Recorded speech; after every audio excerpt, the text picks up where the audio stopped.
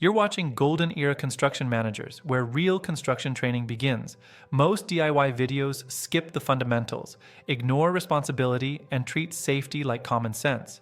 This channel is built for students, apprentices, license and certification candidates, and professionals who want to understand how construction actually works in the real world. Let's get started. Every safety rule you've ever heard exists because someone didn't make it home. And the most dangerous thing on a job site isn't a saw or a ladder. It's the belief that accidents are just bad luck. Construction safety exists because construction combines three things that humans are naturally bad at managing without structure: physical risk, repetition, and time pressure. When people repeat tasks, the brain starts removing fear. When schedules tighten, people rush. When strength and experience increase, confidence replaces caution. Safety rules exist to interrupt that pattern. Historically, construction was one of the most dangerous industries in the world. Fatalities were accepted as part of the job.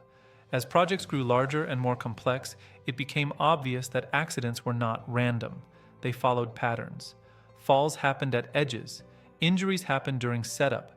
Electrocution happened during assumptions. Safety regulations exist to break predictable failure points before they become injuries.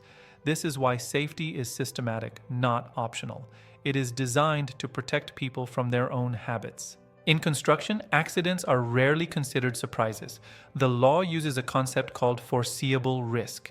If a reasonable person could predict that a hazard exists, then responsibility exists to control it. This is why "I didn't think it would happen" is never a valid defense. If a ladder is placed on uneven ground, the risk of slipping is foreseeable. If a trench is left unprotected, collapse is foreseeable. If electrical wires are exposed, shock is foreseeable. Safety rules exist to eliminate foreseeable risks before work begins, not after someone is hurt. On exams, this concept shows up repeatedly. You are expected to understand that safety is proactive, not reactive. One of the biggest misconceptions in construction is that safety belongs to one person. It doesn't. Safety is shared, but not equally. Employers are responsible for providing a safe workplace. This includes training, equipment, procedures, and enforcement. Workers are responsible for following safety rules, using equipment properly, and refusing unsafe work. Supervisors carry additional responsibility because they direct work. When someone controls how and when tasks are performed, they also inherit responsibility for the risks created by those decisions. This layered responsibility is intentional. It prevents blame from collapsing onto the injured worker alone. OSHA exists to set minimum safety standards and enforce them. OSHA does not make a job site safe. Compliance does.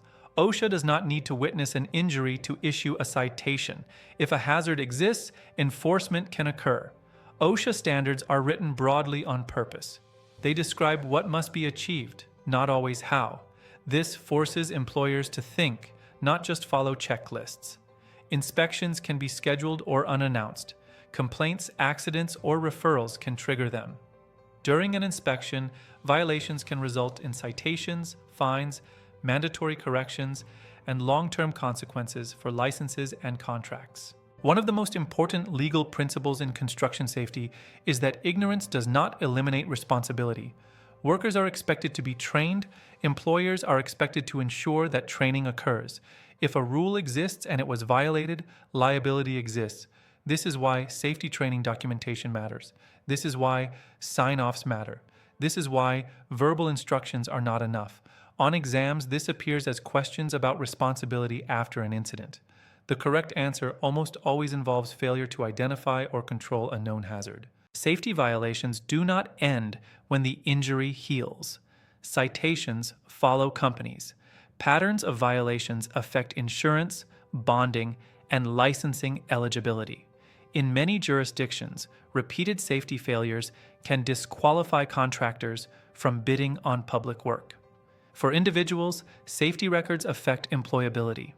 Workers known for ignoring safety are liabilities, not assets. This is not moral judgment. It is risk management. Modern construction safety is increasingly data-driven.